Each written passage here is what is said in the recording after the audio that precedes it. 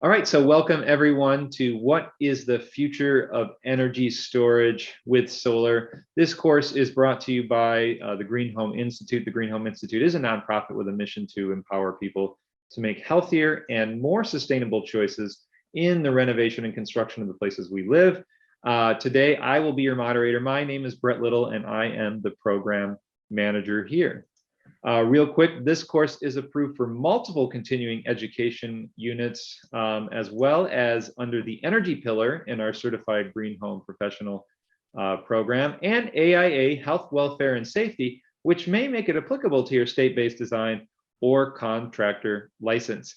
Before we get started, we always love to make an announcement about our members. A huge shout out to our member, Dale Hulst, who is now an official certified passive house consultant. Congratulations, Dale. If you're out there, tell everyone, say hi, tell them to get a hold of you to start their next passive house certification project. Our members are doing amazing things, and you can too. greenhomeinstitute.org/become a member. We're at 219. We can be 220 today at the end of this webinar. One of you got to sign up and become a member. We can hit it, and you get instant access to all of our sessions. You won't have to sign up at all either.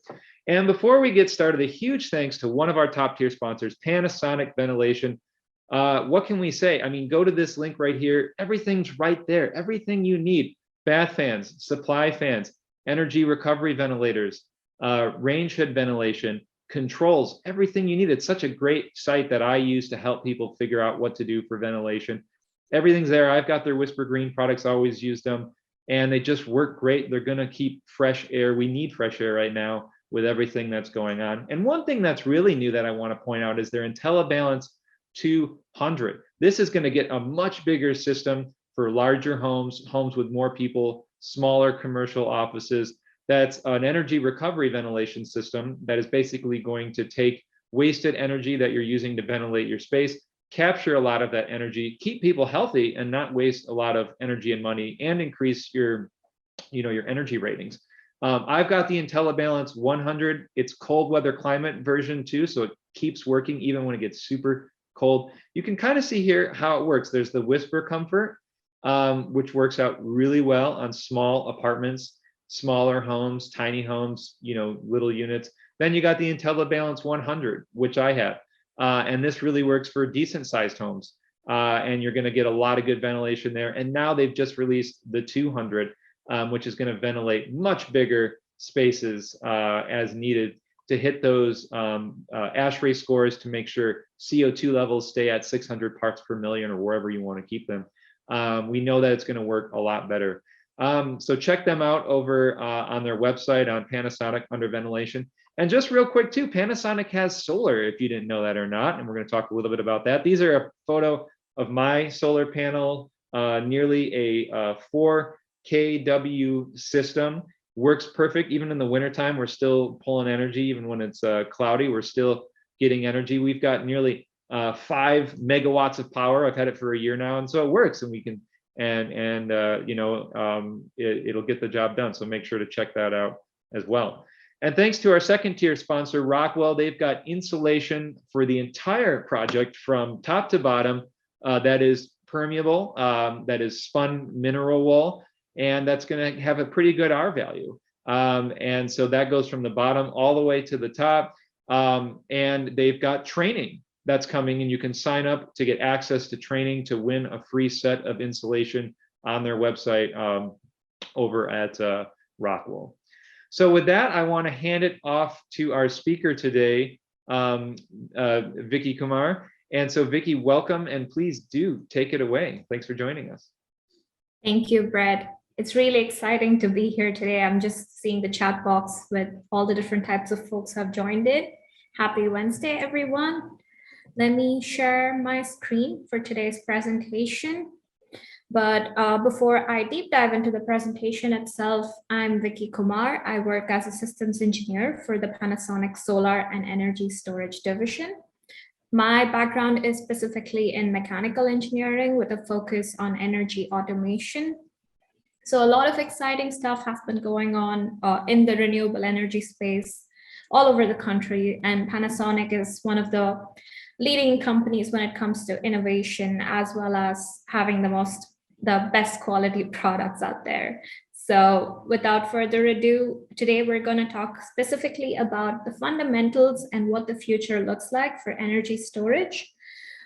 Before that, I would like to gauge who the audience is for the day. So Brett, if you could share our survey regarding who is with us, and then accordingly, I can cater the presentation.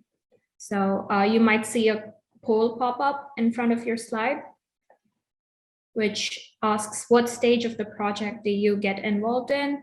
So feel free to select multiple answers depending on your background, as well as what you plan to do, like especially homeowners who are interested in DIY projects or is looking to understand how to go about the whole process.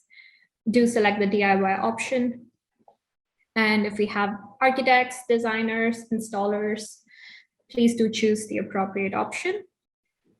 We can give it about, oh, great, that was quick. So great, a lot of you are involved in solar planning and designing, and I'm guessing we have a lot of homeowners today as well. Perfect, there's one more survey, which helps me understand.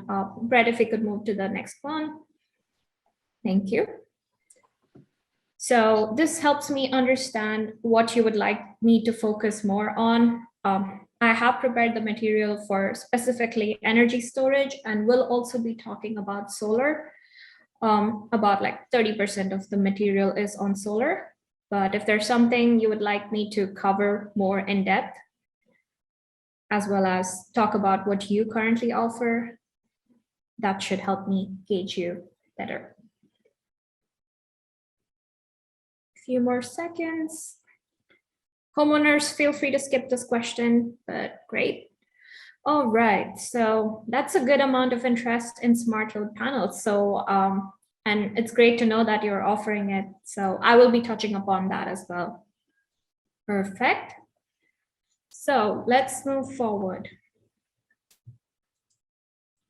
This is going to be our agenda for today. We will start upon with a quick market update, some fundamentals, what components, how to plan for a project. Like the first basic step is to understand the project requirement, how we can simplify the design, and a couple of bonus slides talking about what are the solutions that we offer currently. As we all know, energy storage has become the buzzword of this decade, be it with EVs or even home battery systems. So this market is expected to reach a huge 26.5 gigawatt hour capacity by 2025. That's in 3 years. And I'm sure this number has been only increasing as we get closer to 2025. Now, what is the biggest driver of the stationary battery market, especially when I say stationary, it's the residential battery systems. So a lot of it is driven by the EV market. So if today EVs out in the country or out all across the world are specializing in lithium-ion battery technology, that's where we see a fraction of it focused on stationary storage. Of course, there are several chemistries as well as different types of battery technologies coming up, different types of storage technologies coming up. It doesn't always have to be a battery. So we are in a very exciting time, and this is a field where it's constantly being innovated. And we can expect something very similar to what happened in our solar boom phase.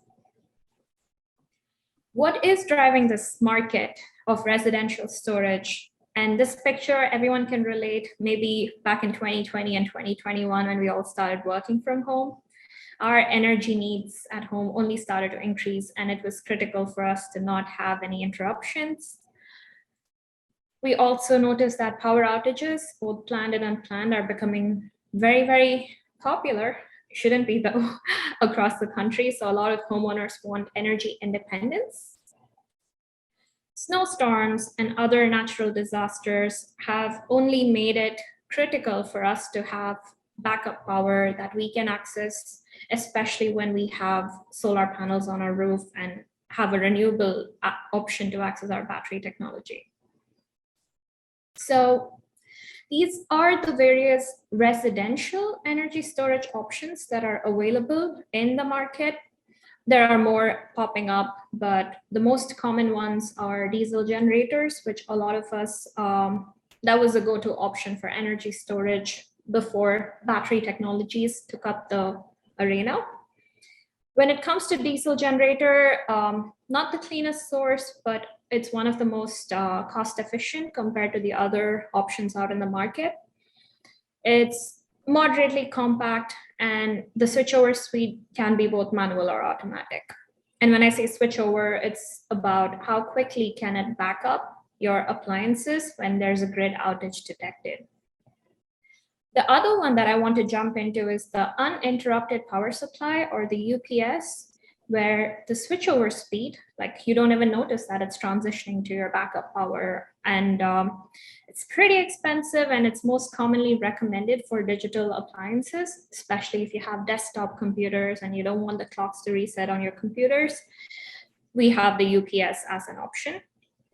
Battery energy storage system, which is definitely bulkier than your diesel generators or a small scale UPS, is an intermediate solution. So definitely the switchover speed is not as seamless as a UPS, but it's somewhere there. It's less than a second. So sometimes you don't notice your lights flickering at all, but critical appliances, you might notice an interruption. And when I say critical, it could be desktop computers, but I don't know if like many of us still use that. So depending on your application and needs, the right type of energy storage or backup options need to be figured out. Now, I will deep dive into the energy storage fundamentals itself when it comes to battery systems. The picture that you're seeing right here is the Panasonic Evervolt battery system.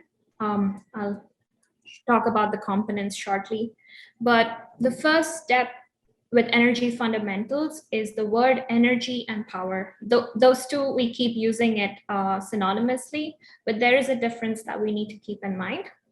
And I would like to explain it with a bathtub analogy.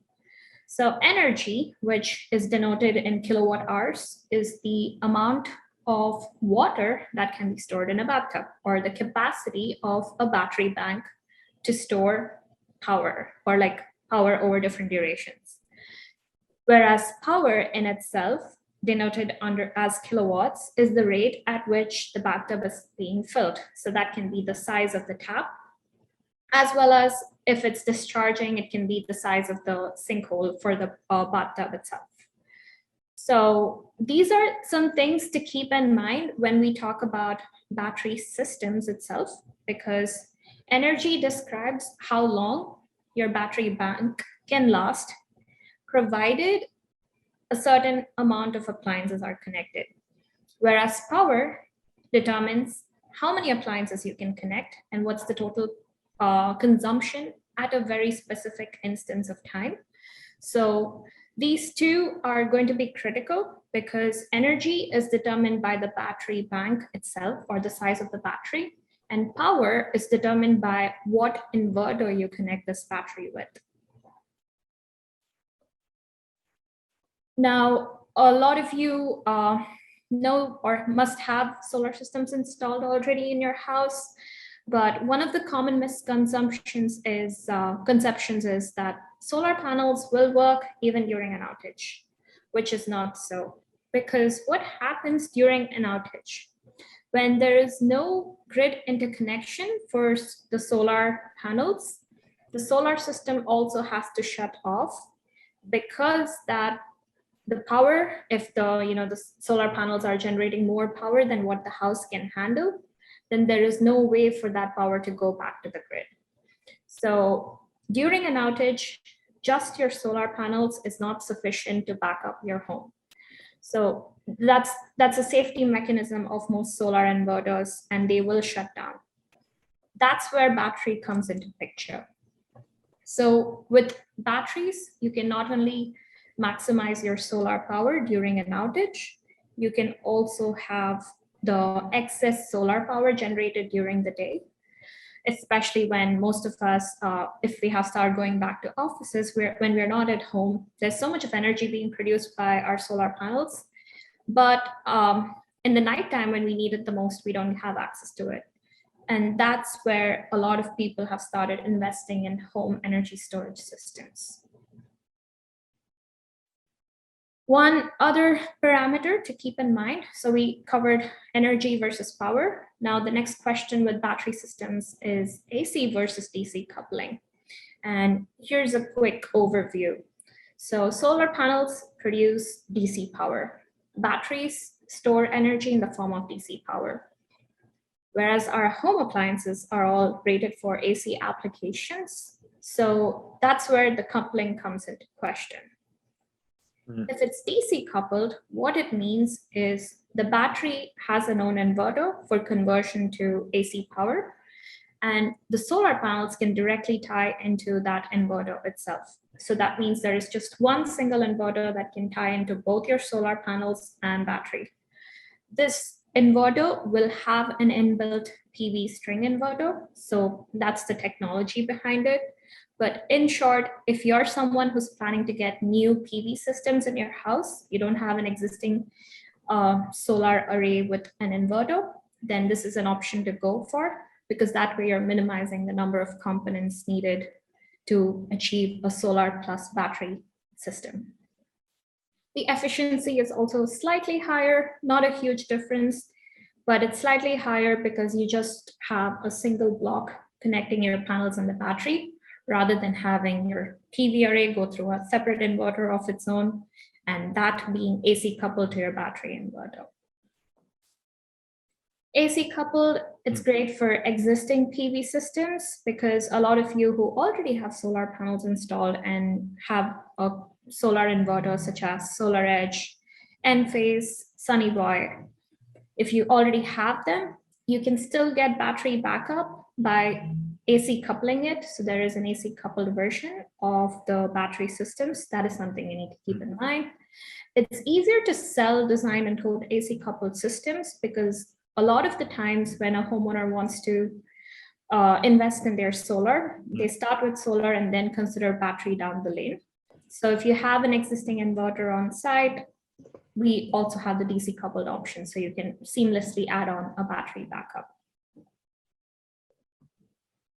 Battery chemistry. So this is something that there was a hype about. I don't know if it's there anymore, but battery safety is definitely something most people are concerned, especially because these are stationary battery storage systems.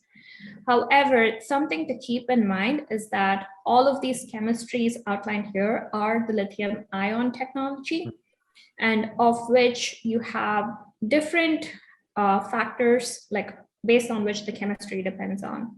So the most commonly used battery technology is the NMC technology due to its higher efficiency as well as long cycle life. However, the LFP version is also becoming very popular in the energy storage space. So two common names, but this is a fast evolving technology or innovation area. So hoping to see more technologies come up down the years. Let's talk about components. So I did touch upon that there needs to be an inverter for the battery so that you eventually get AC power for your house. But these are the primary components for the Evervolt system, the Panasonic Evervolt system. And a lot of the battery manufacturers out there that you take a look at, maybe for example, Tesla Powerwall, that's an example of a single battery block with the battery and the inverter all in one. Whereas we took the route of a modular design approach, wherein you have a battery cabinet which houses modular batteries, which looks like this, inside this cabinet. And inside you can house up to 6 battery modules, getting a capacity of 17.1 kilowatt hours. And this is the inverter that connects to the battery bank. So the inverter is a smart inverter. Depending on your operating mode, this can control the charging and discharging of the battery. And there's also a smart hub, which is a communications device that connects to your inverter. And this is the one that needs to be connected to your internet so you can have access to the battery data on your phone and also set operating modes. Let's talk about operating modes. So I did see a lot of questions specifically around the net metering, not questions, but like some homeowners had like net metering, want to understand more about net metering. So this is where battery operating modes come into play. So the primary function of any battery system is backup. If there's an outage, we want to back up appliances in the house. However, there are so many different operating modes for the Evervolt that can be selected through the mobile app as well as on the inverter LCD display itself. So let me outline these modes. Residential mode is when you want to use the excess solar power, which is generated during the day, which you don't use at that time. And you can have, you just need to select this mode and the battery will make sure it uses this stored energy once the sun goes down. So that way you're making good utilization of your solar power generated. Time of use mode. So this mode is applicable if you do have high peak utility rates and you want to make sure your battery is backing up the home appliances at this time. So I don't have it here, but when you do click time of use option on the app, it will ask you to set the start time and the end time. So depending on which region you're located, you would have utility pricing structures vary over the year. You can set, oh, these are my time of use hours, so let me discharge my battery from, say, evening 4 p.m. to 8 p.m. So you can select that time frame and the system automatically takes care of it until and unless you change this mode again. There's also a custom option, which we recommend installers and designers do it. The reason being there are additional parameters that can be varied and configured, which needs to be reviewed so that we can achieve the desired functionality and make sure we're within the hardware safety limits. If you have any questions on any of this, please feel free to drop it on the Q&A section on the chat box. I will be addressing the questions at the end of the presentation. And hopefully I'm able to cover some of your questions in the upcoming slides. Another thing to keep in mind with battery systems is the warranty. So I've just given an example of the Evervolt Plus warranty. 10 years is the industry standard, but this is also something that may improve over the years. That doesn't mean that your battery will stop working at the end of 10 years. It only means that there's a specified retention capacity based on either the number of cycles or the total energy throughput of the battery itself.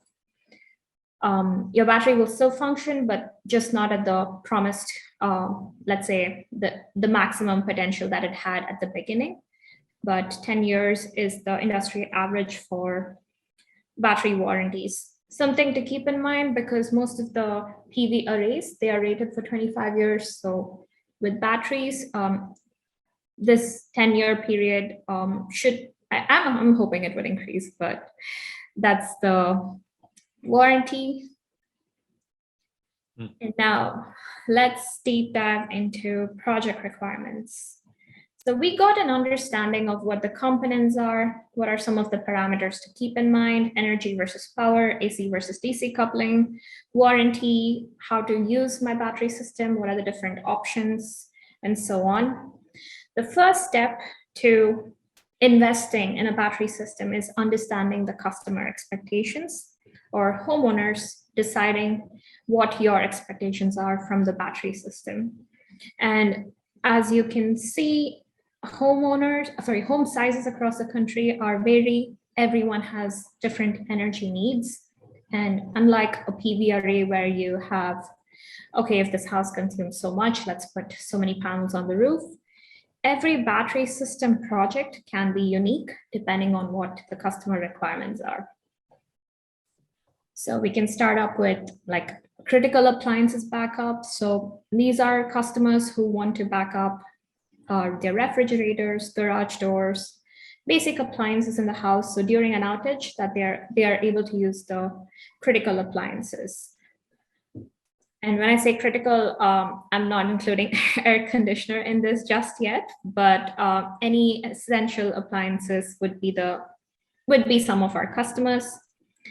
Then there are customers who want to back up more appliances and they have a large home. So their energy needs are significantly higher than maybe what one single system can contribute for their home. And then there are customers with like more backup and want to back up the whole house even. So depending on what are the expectations from a customer with the battery system, we can size and plan for what pieces we need to put together and achieve the desired functionality. However, I need to break it to you that whole home battery backup is a myth if the intention is to get it done with a single battery, because as much as battery capacity is there, the output from the battery itself is determined by the inverter. And the inverter does have power limitations and startup current limitations, which I'll touch upon in the upcoming slides. But whole home backup is a tricky path to take because it's not as easy as getting a single system. It is achievable, whole home, off-grid applications and so on is achievable, but it's technically more complicated as well as it is expensive because a single system cannot do so. You may have to stock up multiple systems depending on your home energy size as well as your location, whether you have PV arrays. A lot of questions do have to like be considered. So if the battery backup option is something you're determining based on your budget, so we can start off with like critical loads backup and then keep figuring out how we can achieve whole home backup eventually. So for designers and installers and contractors, some things to keep in mind is off-grid is what most customers think they want, but we need to stop and ask the question, like during an outage, would you want to run your heat pumps, all the air conditioners in the house, everything all at once? So when there's a grid outage, what are some of the essential loads that you want to back up? That understanding needs to be there. As I mentioned earlier, whole home backup is technical and expensive. And also whole home backup doesn't mean that all the appliances can be left running in the house at the same time. So there's a lot of nuances to this calculation, which I can touch upon. And it's critical to understand what is an essential load or appliance, and this can vary customer to customer. And this is something you can determine at the time of installation, or there are several options which you can, which allow you to be flexible with what your essential loads are. And then cost, as we all know, is one of the biggest driving factors. So when a customer is investing in their solar arrays, we can visibly see the return on investment. Whereas with energy storage system, the primary benefit is you can maximize your solar installation, yes, but it's also about the comfort and quality of life that comes in with having, you know, backup power and you don't have to worry about outages.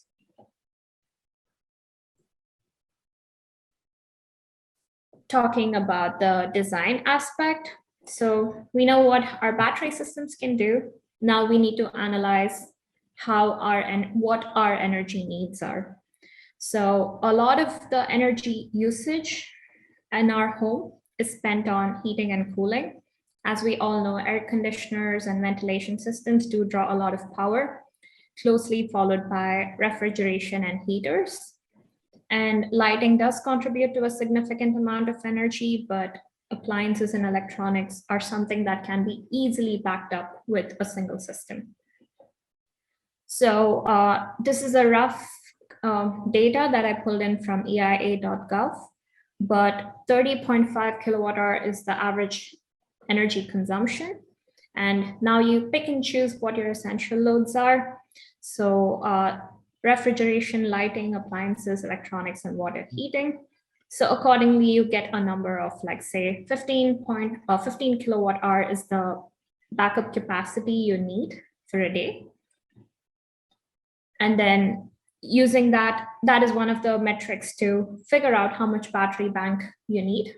Similarly, the other option is to go through your electricity bill, find out your daily average consumption, and then see if you do have a 17.1 kilowatt hour battery. And this is a backward calculation. So say you have a 17.1 kilowatt hour battery, how much or how long is your backup duration? And always give it a good design buffer. The reason we do this is sometimes all these appliances are running at once and they're all drawing up power. And to account for these fluctuations, a design buffer is necessary. So roughly a day of backup, 1.6 days of backup power can be achieved, but it can vary depending on what the battery capacity is, as well as what the inverter capacity is. And if you want to back up more appliances, you need more power, not just more battery. So few commonly asked questions is, can we back up washer dryer units, space heaters, air conditioning, and can I charge my EV? That's a big one. So the answer, as this picture says, is we need more power. But what do we mean by that? So each appliance in the house, as well as each electrical device that you want to tie into your system, has a specific wattage rating, the wattage that it consumes, as well as the current, which is indicated in the form of amps that it needs to draw this power. So for instance, if you look at air conditioning units, they have a high drawing current. And also please note that this is continuous current that it consumes when the appliance is running. There's separately something called startup current. When you turn on an air conditioner, there is a higher current drawn to just start off your air conditioning units. So these are some high level calculations that need to be kept in mind when planning for essential loads backup. But the general rule of thumb is if it's something that's consuming, like say, less than like 3 amps or something as significant as, something that does not consume high current, we're good to have it under essential loads backup.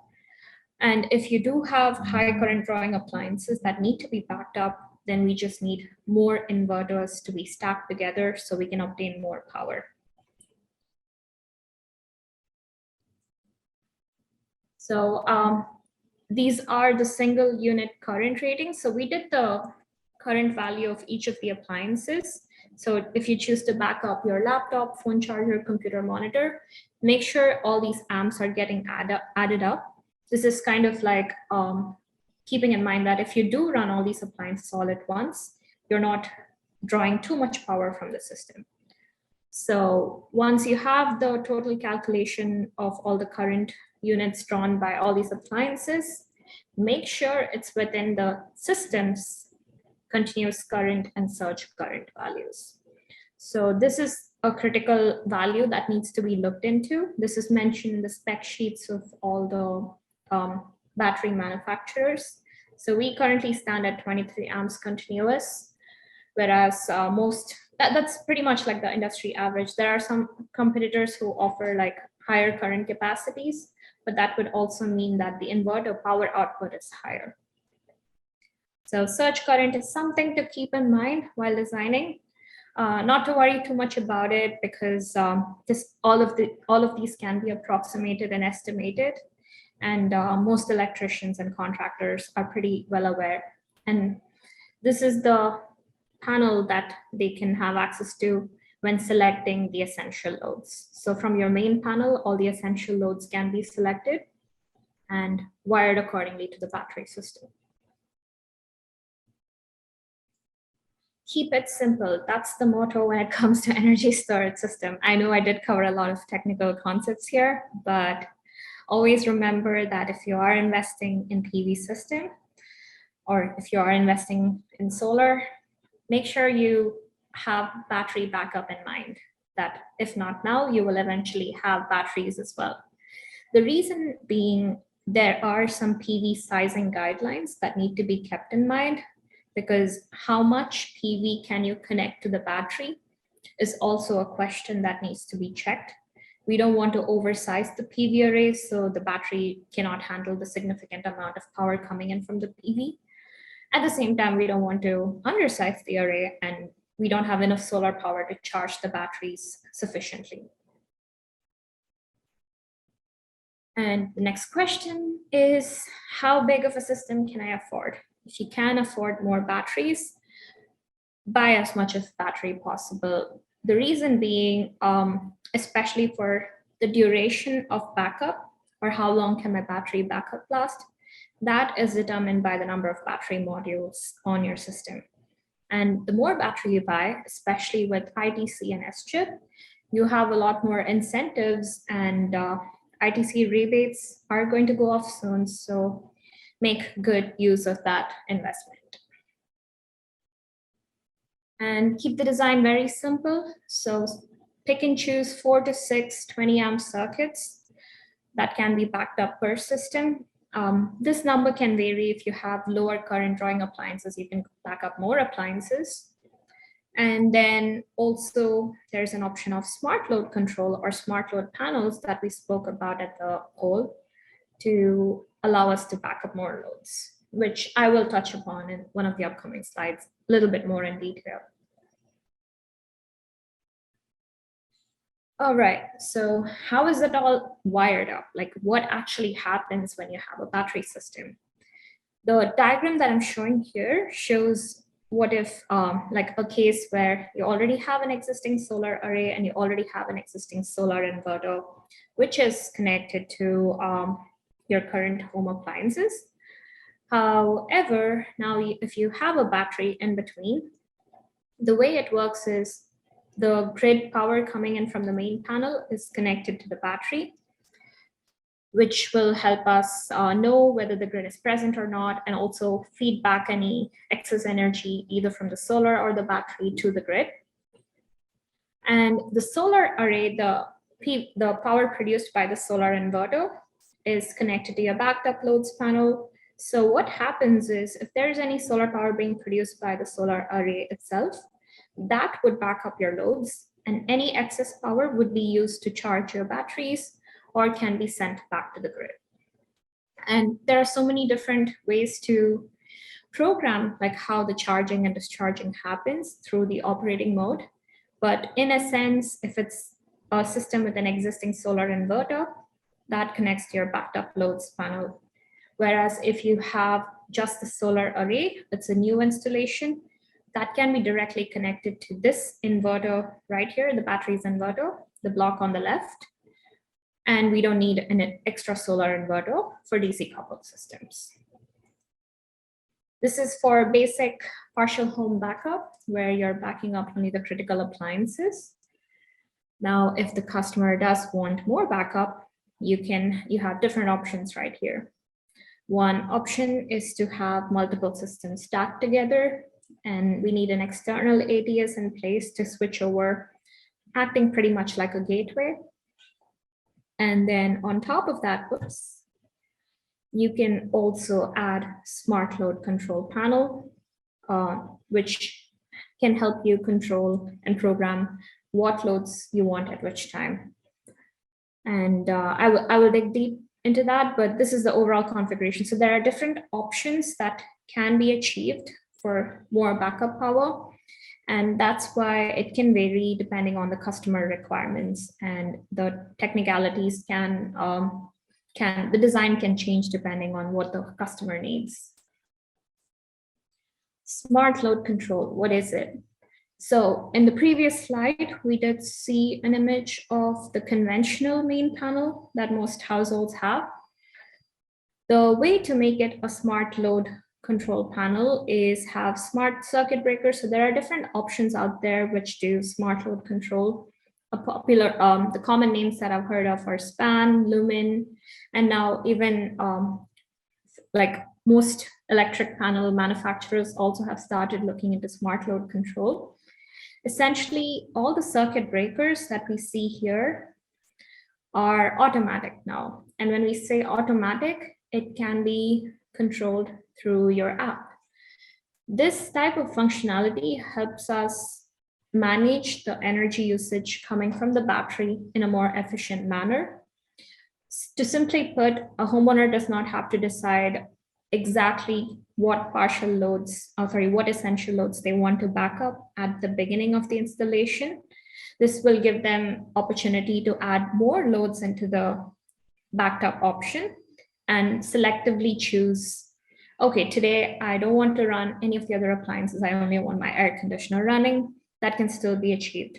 So that level of flexibility is what you can achieve with a smart load control option when it comes to backing up your loads.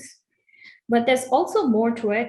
With smart load control, we are one step closer to making your whole home smart.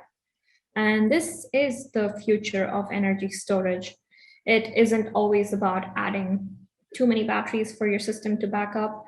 Eventually, it's also about how aware the homeowner is of the energy usage, as well as what are some of the energy automations and efficiency improvements that we can achieve with our day-to-day energy usage. And in addition to that, we can participate in demand response programs. For demand response, you don't need a smart load control panel. As long as you have a battery system, you're good. Battery system with, say, a time of use operation, time of use mode should allow you to discharge the battery back to the grid for a demand response event. But having a smart load control option backed up by good algorithms on the back end, on the software side, should help you make informed decisions about the energy usage.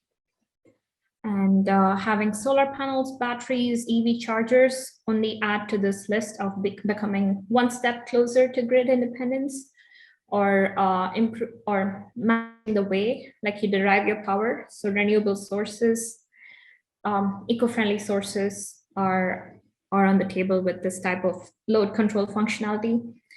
Again, it's not a necessity that you need a solar panel to use smart load control, but it's a value add-on. In short, it helps you become not only conscious of the way you produce your energy and make sure you generate it in the most eco-friendly manner, but also how you use your energy, because now you get visibility as to how much power is each appliance consuming. If I turn this off, can I increase the chance of my battery backup? And so many different questions. So a lot of like savings, planning, awareness. There's so many advantages with smart load control.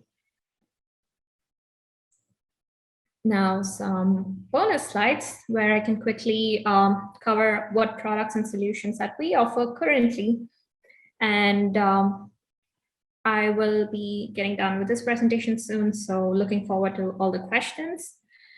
So we do have our new energy storage system launching later this year, where we have a slightly improved battery capacity of 17.5 kilowatt hours. Oops, I missed the units right here. And on top of that, the inverter has a higher power capacity. So that means more appliances can be backed up with a single system of 7.6 kilowatts.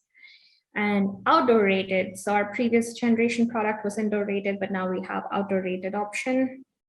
And the best thing about this type of product offering is you can just install the inverter for your solar array, because it can act as a string inverter as well. And having this inverter alone would make it backup ready. So in future, if you want to add batteries, you just need to add the batteries directly to the system. So there are different ways and configurations that can be achieved. And it can do both AC and DC coupling. So that's another advantage. So there are different technologies out there depending on your needs and project requirements. We can consider that. And yeah, 10-year warranty from Panasonic and a cool mobile app coming with it. We also have solar panels. I know Brett showed a quick overview of the solar panels on his house, but we also have higher wattage modules now. So our highest range is roughly about 410 watts, and we have good module efficiency, like one of the best module efficiencies in the industry, as well as temperature coefficient. So temperature coefficient is something that we need to keep in mind when we are having panels installed in different climatic conditions. That basically determines how much power degrades with every change in a degree Celsius or a degree change in temperature. So most power production capacities of these panels are for standard testing conditions, which is roughly 25 degrees Celsius. And with panels up on our roof, due to constant exposure to the sun, seasonal variation, the cells undergo different cells undergo stress, thermal stress because of the temperature fluctuation. And that's where temperature coefficient is a parameter to keep in mind. The lower the temperature coefficient, the better. So that way the panel can produce power more effectively. Warranty technologies, all of this information can be found on our website as well. One thing to keep in mind is we have the suite of like solar and energy storage, and coupled with our N-phase microinverters, we are able to offer all guard warranty on our solar array. And our battery systems have a warranty of 10 years. We also have a certification training and support for our installers. So any installers out there who hasn't already completed the certification, here's the link. This gives you more in-depth access to our learning materials, wiring diagrams, how to plan for an installation, technical bulletins, plenty of resources. So here's the link if you would like to sign up. And that said, I'm going to take questions. So thank you, everyone. Hope I didn't cover too much into the presentation, and we can get into the questions now. Yeah, great. Thank you so much, Vicky. Let's get into those questions. There's a lot of questions. We're not going to get to them all, but we are going to send them out to Vicky after to try to answer later. And before we get to those questions, just a reminder, for those of you watching this in the future, not right now, on demand, make sure to take that quiz with an 80% passing rate, either on our Thinkific channel or on USGBC's channel, or whatever channel you might be watching this on. For those of you watching this right now today, here as we speak, mark your certs at gutenbergcerts.com as safe. Check your spam. You'll see that in the next couple of days, as long as you've been here for at least 90% of the session.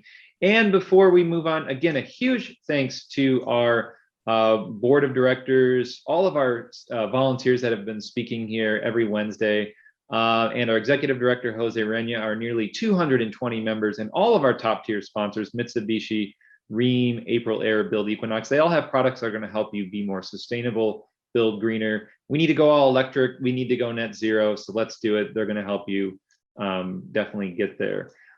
So yeah, Vicky, there's so many questions. One that kept kind of popping up that maybe you could talk to us a little bit about is the whole idea of we're starting to get into life cycle, right? Like, and that's always been one of the biggest pushbacks against batteries and solar, interestingly enough, is what's going to happen at the end of their life, which we know is a long time from now. And we see companies moving to sort of product take back schemes where they can take things back, remanufacture them. I think the cradle to cradle concept, that's sort of the dream, right? We had a board member from Global Battery Solutions right here in our backyard in West Michigan that we were thankful to have, that is working on this right now, this problem, remanufacturing batteries and putting them into the West Michigan economy. But Vicky, what can you talk to us about the end of life on these systems and where they might be going? Definitely. So we do have recycling partners across the country. And right now, when there's a warranty replacement, which is probably like 1 or 2 panels occasionally that pop up, we do recommend our installers to recycle these modules. And on top of that, we're able to assist them with the recycling process itself. And for batteries, we do take back any batteries that are found issues, like I wouldn't say issues personally, but more like we need to update the firmware or need to be refurbished for additional applications. That is something we currently do on the battery side as well, like individual battery modules. And Panasonic, from like a recycling and long-term perspective, we do have our environment compliance team always working on making sure we are compliant with the industry standards, as well as local recycling requirement, because it still varies from state to state. And in my opinion, for some reason, like solar panel recycling is harder than I thought it would be. We still have to learn a lot from Europe, because it's quite astounding that California doesn't have its own recycling center. So Yeah. that's where we still have to like grow with the industry and help the industry grow of end of life panels and batteries. Sure. So obviously there's a lot of questions here about cost concerns and cost comparisons. You know, one just right off the top, I know there was a goal, there was some legislation proposed, and whether how you feel about it or not, we're not really here to talk about that, but there was ideally legislation proposed to cover a certain percentage of the cost of solar and batteries at the front end. That didn't work out, but it's still a tax credit, right? You can still get tax credits for batteries, correct? That's right. So current ITC, the tax credit is 26%. And it is decreasing over the years, and we won't have it in like 2-3 years from now. I need to exactly check the dates, but that is something to keep in mind when investing in renewable energy. But in addition to the nationwide tax credit program, every state has its own rebates and incentives. That is something that we need our installers support with as well, because they have been working closely with the utilities. So we constantly try to work with them depending on the utility requirement. So a lot of utility companies, if you discharge some power back to the grid, the customer gets incentivized based on the kilowatt hours or the kilowatts. And that can help them cut down the cost over the lifetime of a system by contributing back to the grid. So, and to be sure that the batteries themselves aren't for the tax credit only when paired with solar, correct? I think the recent updates, even for batteries, like especially in California, depending on how the from a state, okay, but not a federal standpoint, right? Yeah, that's what it depends. For the federal standpoint, I think it's going to be something that's implemented soon, because batteries are also equally driving the whole grid stabilization. Yeah, absolutely. I'm trying to be optimistic. So, and then, you know, obviously if somebody, you know, you kind of shared some of the reasons why you'd pick one type of system over another. You know, someone is going to pick a gas generator, you know, versus an electric one. At the end of the day, there's probably a price consideration there versus an output consideration. Well, first, let's, even before we get to cost, you know, maybe talk about the health impacts of choosing the gas generator briefly, but then, you know, what is the, and I know there's so many systems out there, but like, you know, you know, output versus like kilowatt, you know, what are some of your cost, either savings or increase choosing electric versus gas? So. Sure. So I don't think I have exact numbers to share, but I can overall outline what are some of the advantages and disadvantages of both. For instance, when you look at a gas generator or diesel generator, it does have higher output power, wherein you can go as high as 10 to 20 kilowatts at an affordable price compared to a battery system. Obviously, it's all relative, but that option, it does have high power capacity, but then when the more power you go, the duration of backup also gets affected. So we need to make sure that that is balanced. Like, we don't want a very high power appliances, but it can back up only for 30 minutes if we use the entire power. So depending on your needs, that is how you can figure out what's the right size that you need to tie in with your system, be it diesel generator or battery generator. But from the impact perspective, diesel generator, first of all, not the healthiest option, not the cleanest source of energy. Something to keep in mind is, you know, refilling the diesel or gas, and also making sure that the maintenance and operation of the system is regularly verified and checked. because if you don't use it for a couple of days and you need to use it again, you can't automatically program that, okay, for time of use, let's discharge at so and so time. I mean, not many diesel generators have that capability as well. So that way, visibility, like being aware of your energy consumption, being aware of what's the status, operations and maintenance, lifetime of the diesel generator. So many things need to be kept in mind. So even though the initial investment looks smaller upfront, I'm sure hiring someone to continuously maintain it and operate it is a challenging path in itself. So with battery backup, you're minimizing that because it's seamless control of these appliances. These are smart inverters where all you have to do is program it on the back end through your app, and it will operate as intended.